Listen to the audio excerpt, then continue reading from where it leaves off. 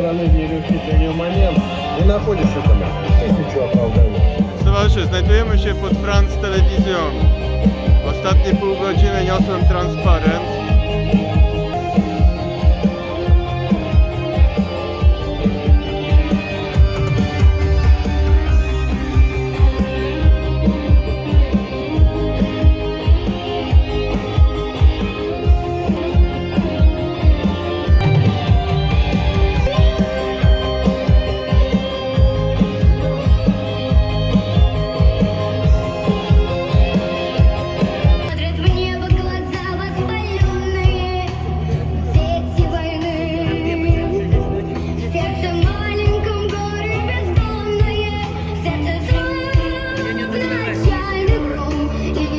Fest to znaczy dżuma. Więc francuska telewizja to dżuma. Trzymam ten transparent. No dobra. Monika mnie zastąpiła.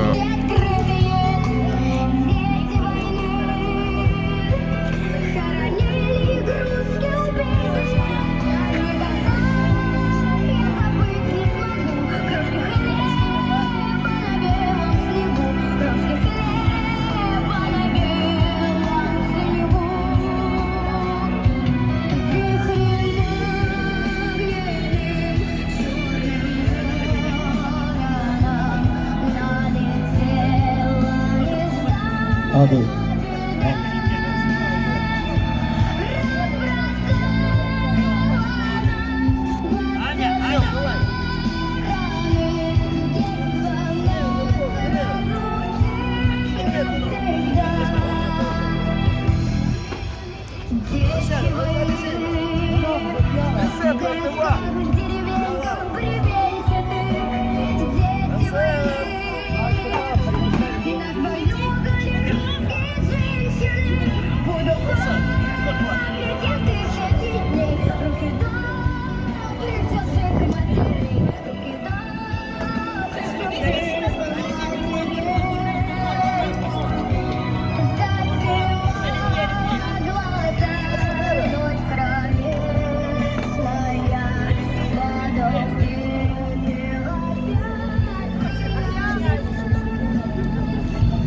Jest zdjęcie pamiątkowe.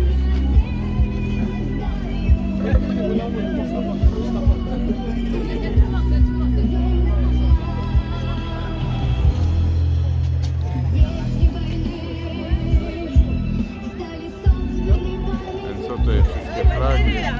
Bułgaria, Rosja, jest i Polska. T'aurais pas un briquet? Quelqu'un aurait pas un briquet? Reste devant toi, reste devant. To jesteśmy tutaj świętować upadek AWDF. Wyzwolenie. Zdobycie, wyzwolenie. Powrót do macierzy. No.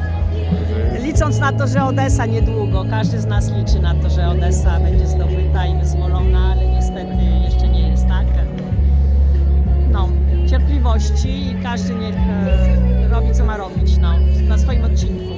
My tutaj walczymy, działamy. Wiemy, że w Polsce towarzysze też organizują, przyjaciele, towarzysze, manifestacje. Wspieramy ich, mówimy tutaj, że Polacy nie są rusofobicznym narodem, że to jest taki właśnie image, który nam robią właśnie nasi kochani Amerykanie, no i nasze pseudoelity. Także ważne jest, że tu jesteśmy i ważne jest, wszystko to co robimy jest ważne. Nawet jak komu tak wiele, ale to jest najważniejsze, że jesteśmy. No też ważne jest to, żeby w dobie tej rusofobicznej szurii pokazać, że Polak i Rosjanin mogą stać obok siebie w jednej sprawie, przeciw wojnie, przeciw masakrowaniu dzieci w Donbasie. Tak. I dzieci w Gazie, i dzieci gdziekolwiek.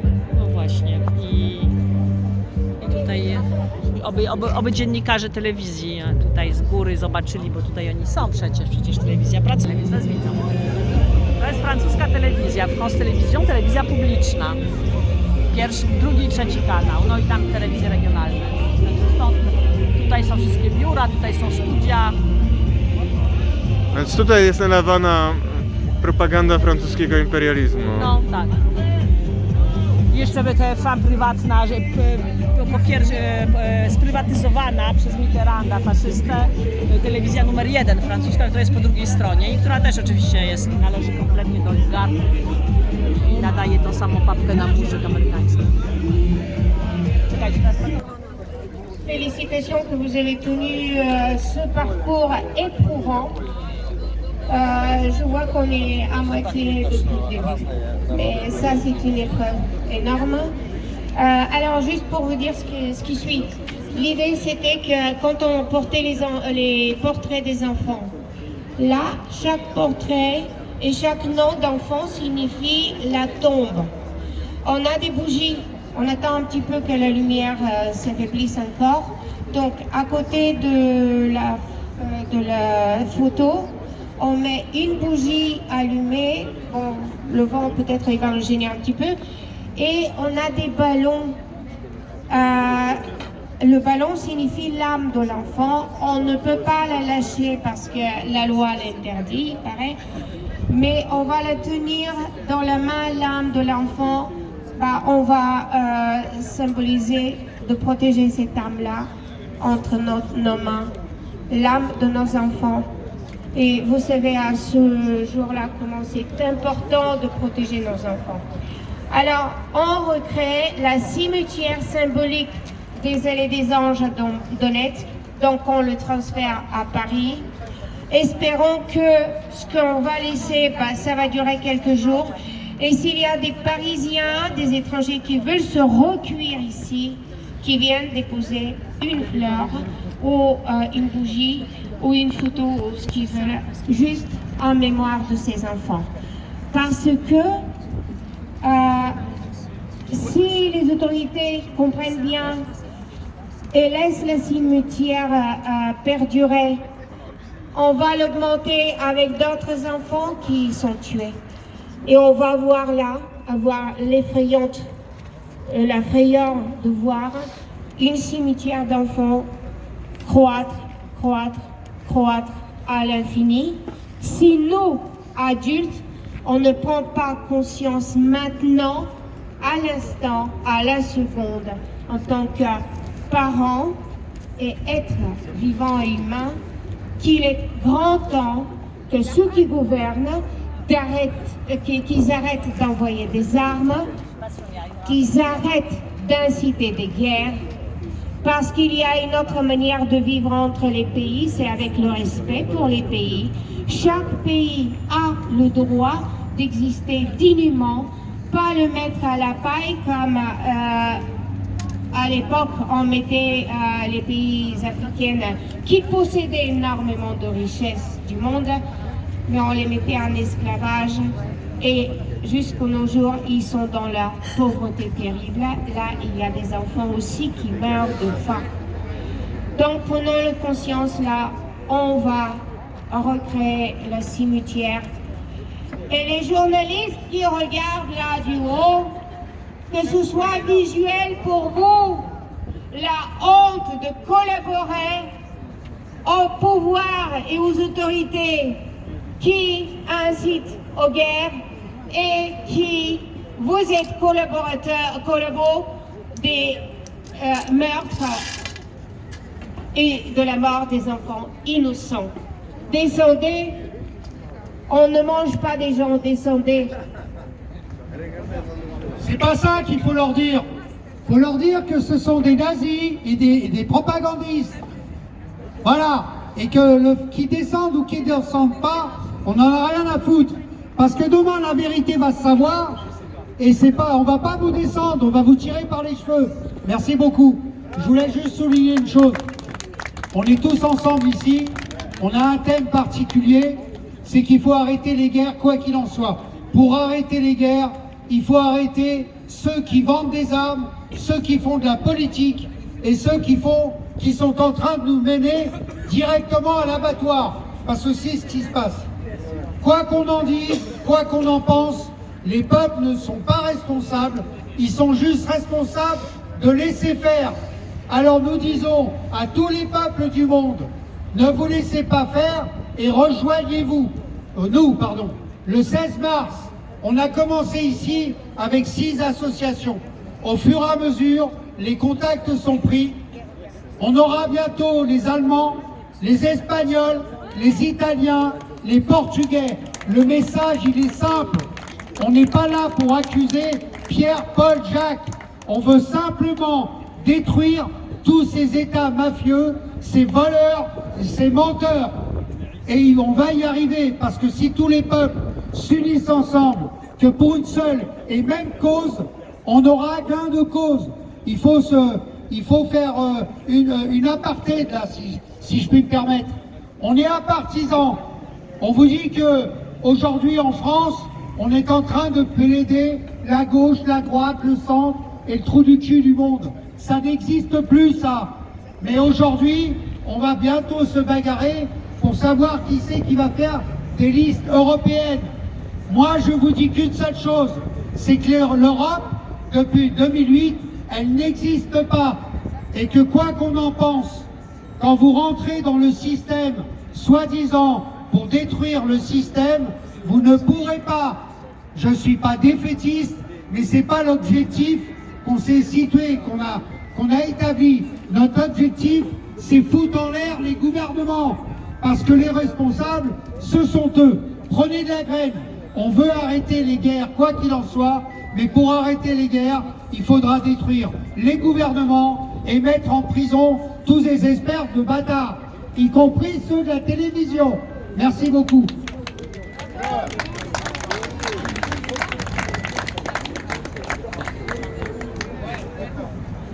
Justement, je voulais ressouligner ce que nous avions déjà dit devant France Télévisions, c'est-à-dire le massacre d'enfants et de civils est un crime de guerre.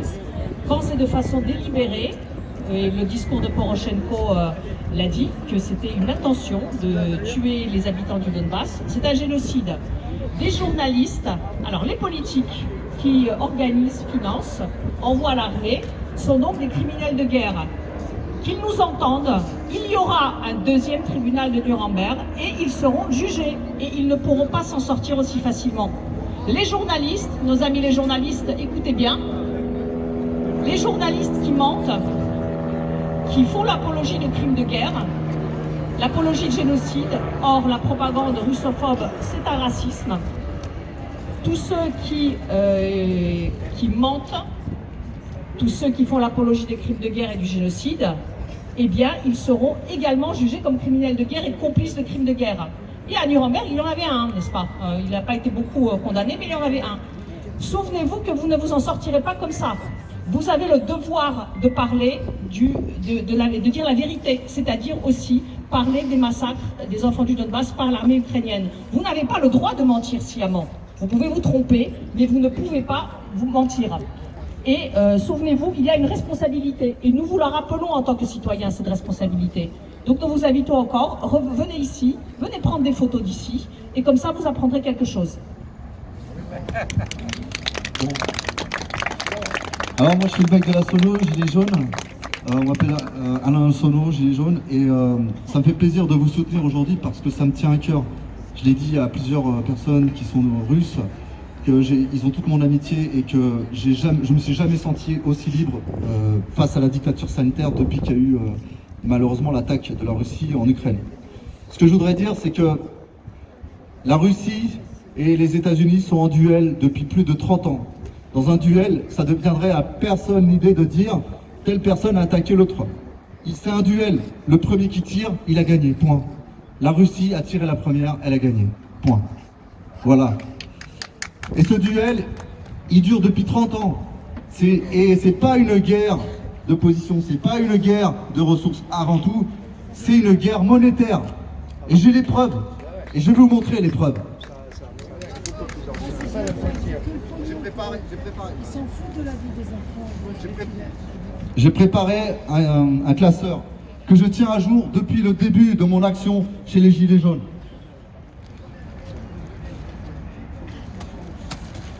Regardez bien ce graphe, d'accord? Ça, c'est la parité rouble-euro. Avant la guerre, c'était à 80 roubles pour 1 euro.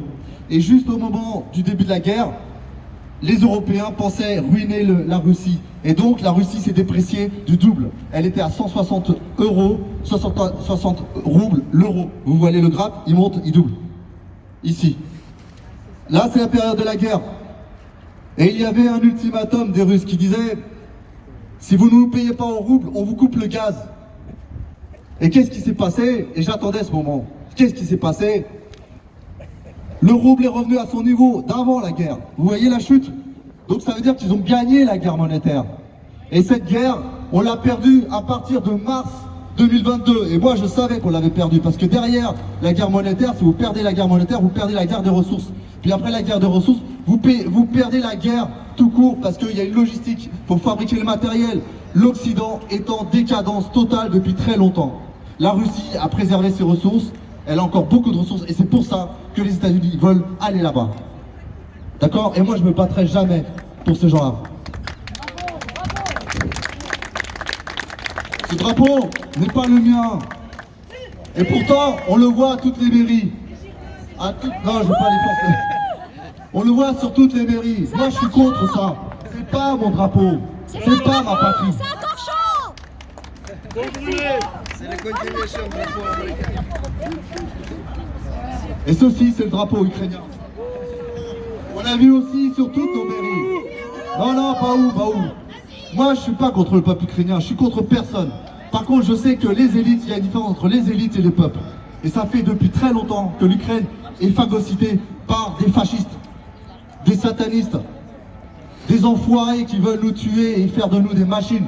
Pareil qu'en France. Et si ça continue comme ça, si on ne se rebelle pas en France, on deviendra comme l'Ukraine. L'Ukraine a perdu 500 000 jeunes. 500 000 jeunes.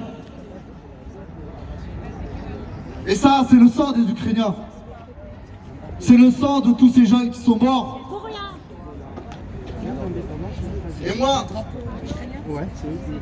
Et moi, j'avais voté pour la paix en 1995. Non, en 2005, excusez-moi. J'y croyais à ce drapeau, je croyais que c'était pour la paix. Je pensais que l'Europe allait stabiliser la géopolitique mondiale parce que moi j'étais contre la guerre des Américains depuis l'Irak, depuis les World Trade Center. Je savais qu'ils nous mentaient. Depuis ce temps-là, j'avais enquêté et je savais que c'était la CIA qui avait financé et mis en place tous les groupes terroristes comme Al-Qaïda, Daesh, Al-Nusra, Taliban et encore. Et la Azov et Tchétchénie, maintenant qui aussi, tous les Tchétchènes qui ont été foutus à la porte par l'armée de Poutine, ils sont ici à couper la tête de nos maîtresses et de nos maîtres d'école. C'est une honte. Ce pays est foutu. Je ne me battrai pas pour la France. Je ne me battrai pas. Je pensais que c'était un drapeau de la paix. Attention parce qu'elle a... Attention, Et ça brûle pas, mais c'est le drapeau de la guerre en fait. Voilà. Donc maintenant, on ne me trompera pas, plus jamais. Ils m'ont pas trompé avec la picouse et je suis prêt à me battre, les armes à la main, pour éviter qu'ils m'injectent des saloperies dans mon corps. Bravo. Ils l'ont fait à mon fils et ça, je leur pardonnerai jamais. Bravo. Jamais. Moi, je suis en guerre contre ce gouvernement, cet état profond. Et j'espère que tout le monde va ouvrir les yeux. Et là, je peux vous dire que ça va se passer, mais vraiment très mal. Parce que là, on est en plein dans l'apocalypse. Moi, je dis que Poutine, c'est le cavalier blanc de l'apocalypse. Souvenez-vous, le cavalier blanc, il est armé d'un arc, d'accord? Et l'armée russe a gagné la guerre grâce à son artillerie, donc à des armes de jet. C'est une prédiction. La deuxième prédiction, c'est que nous sommes en guerre, le cavalier de la guerre, et nous y sommes. Il nous entraîne tout droit à la guerre, pour qu'on évite de les pousser en tribunal pour les crimes qu'ils ont commis avec les vaccins. Ils ont tué des millions de gens. Et le troisième cavalier, ça va être la famine, parce qu'avec tout la logistique qui va être perturbée au niveau mondial avec ces guerres, la logistique, la supply chain va être perturbée. Et donc je vous conseille de faire des vivres. Et le quatrième cavalier de l'apocalypse, c'est la famine. Parce que quand vous avez faim, votre système immunitaire il baisse. Et après, c'est l'épidémie qui arrive. Et je peux vous dire, mes collègues qui se sont fait accuser, ils passent leur temps à être malades. Ils sont tout le temps malades. Moi, je suis jamais malade. Voilà. Et moi, je le constate et je le vois, tous les mecs qui sont vaccinés, ils tombent tout le temps malades. Et moi qui travaille dans l'industrie, je vois que maintenant ça marche plus dans les industries parce que tout le monde est en arrêt maladie, les études elles avancent pas, les chantiers ils avancent pas, plus rien ne fonctionne dans ce pays. Ils nous entraînent dans la guerre pour cacher leurs crimes et leurs erreurs, pas des erreurs, leurs mensonges. Donc maintenant c'est terminé, soit vous vous levez, vous vous battez, soit vous mourrez. Merci.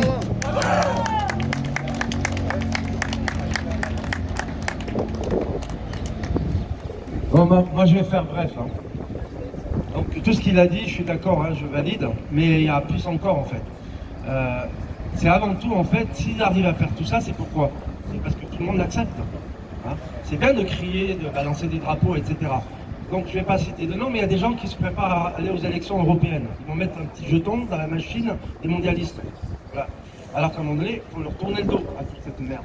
Voilà. Il faut leur tourner le dos parce que il a tout à fait raison. Vous avez vu, le chef d'état-major de l'armée anglaise parle d'une guerre de haute intensité entre 2024 et 2030 contre la Russie. Après, on a le chef d'état-major de l'armée allemande. Je suis un ancien militaire. J'ai été décoré. J'ai fait des interventions militaires. Voilà.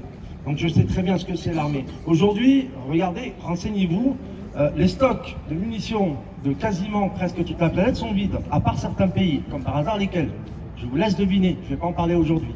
Alors, qu'est-ce qui se passe? À un moment donné, voilà, nous avons eu ici dans ce pays des gens qui ont tenté, en fait, effectivement, au temps de De Gaulle, etc., de créer une nation forte.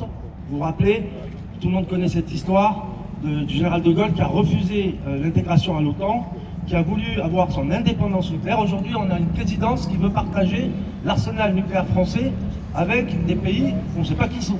Hein, voilà. L'Allemagne qui a toujours décidé un petit peu tout ce qu'elle veut. Hein, regardez Ursula von der Leyen.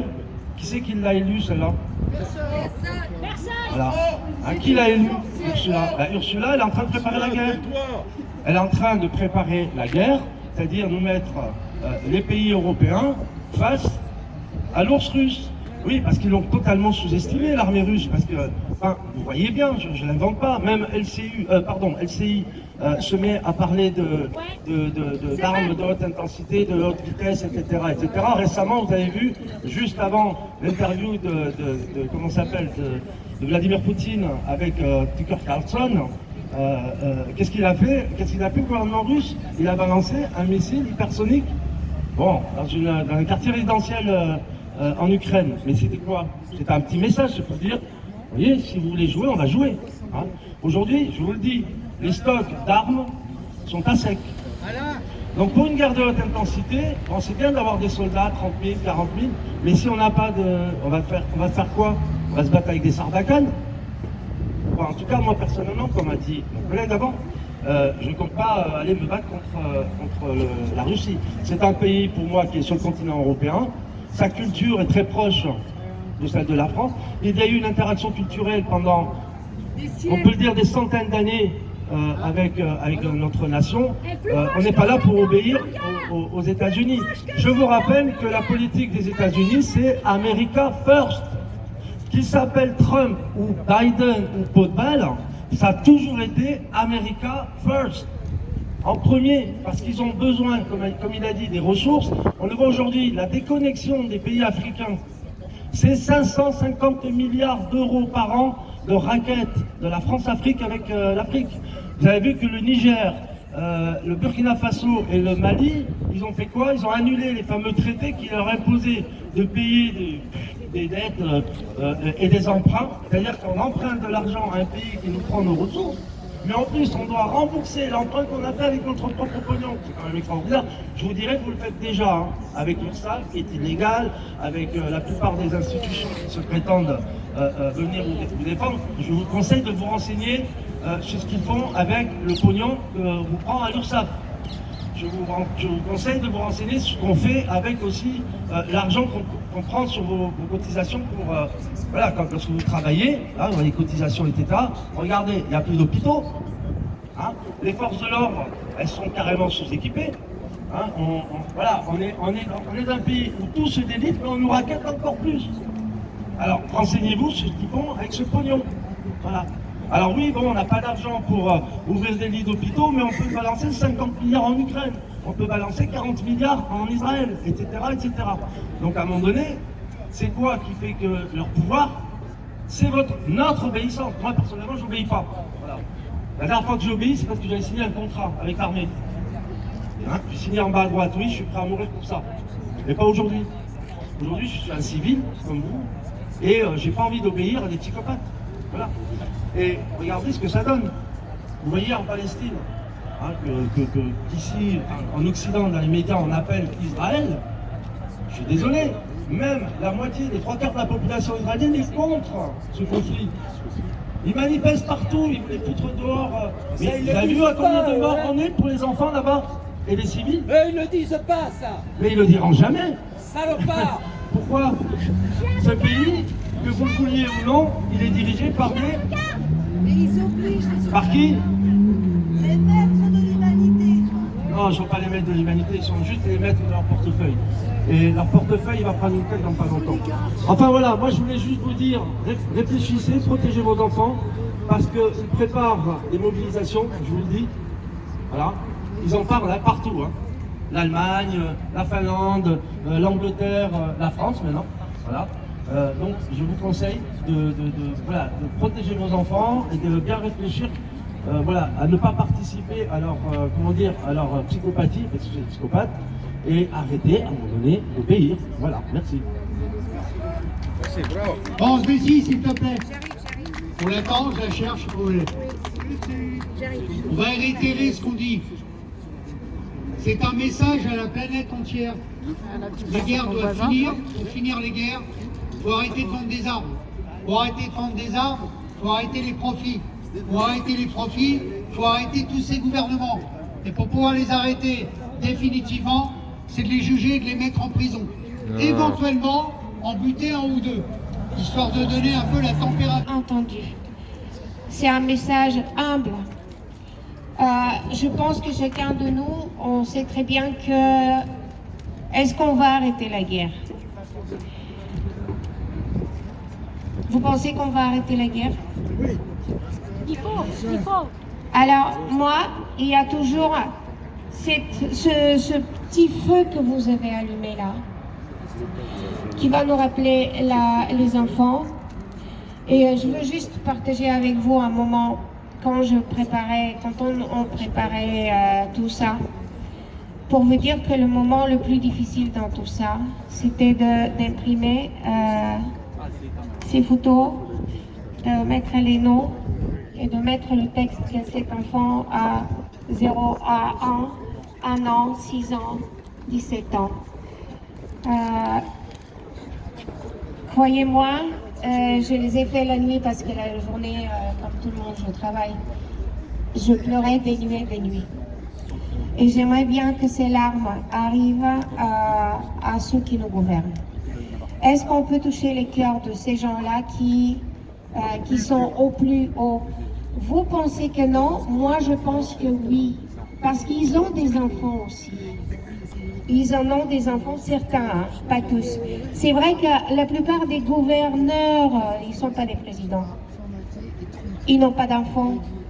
Surtout notre Premier ministre. Quel Premier ministre, mon Dieu? Il n'a jamais travaillé, il n'a pas d'expérience, il n'a jamais fondé une famille, il ne s'est jamais soucié d'un enfant. Il ne sait ce que c'est la peine d'une maman qui est réveillée toute la nuit quand son enfant est malade. Vous savez très bien que notre système juridique souffre énormément.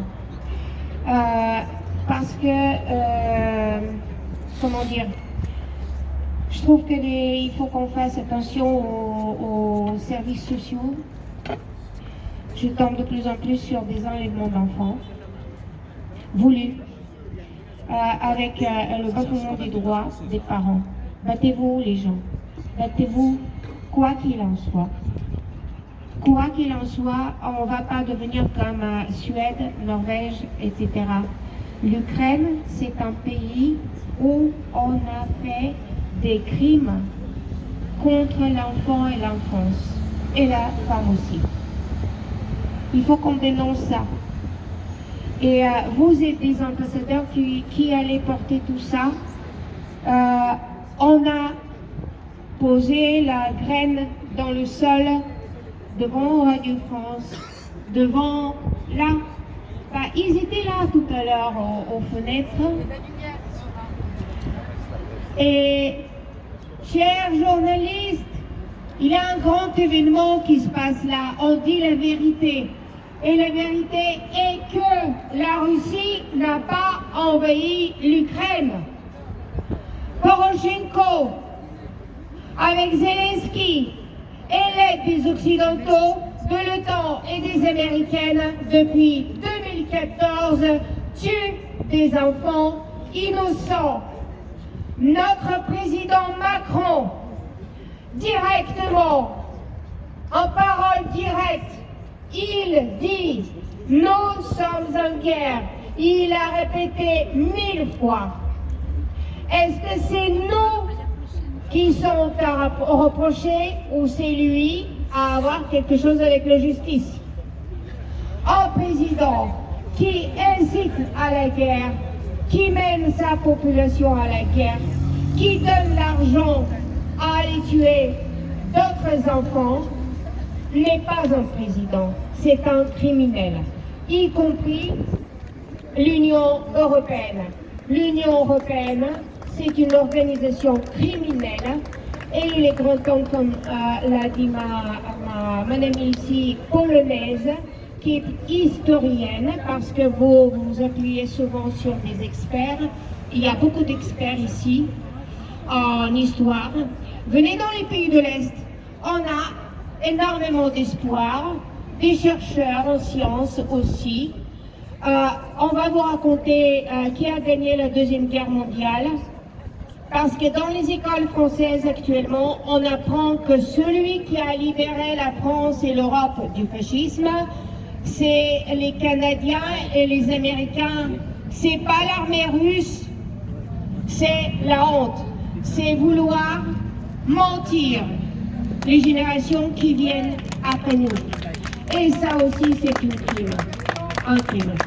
Donc, moi, comme Victor Hugo, je vous ai dit, et je vais vous lire une autre fois sa lettre à l'Assemblée nationale. Victor Hugo disait « J'accuse ». Et là, en tant que mère, femme, être humain, j'accuse. J'accuse qui ont envoyé des armes pour tuer des enfants, ceux qui ont volé l'argent des Français pour payer des guerres.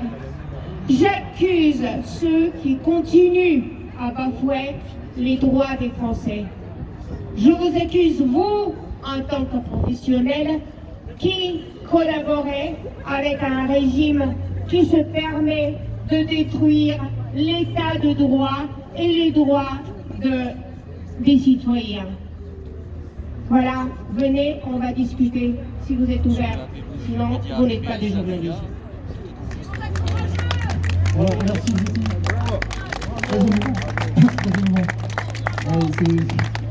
Ces vaccins-là,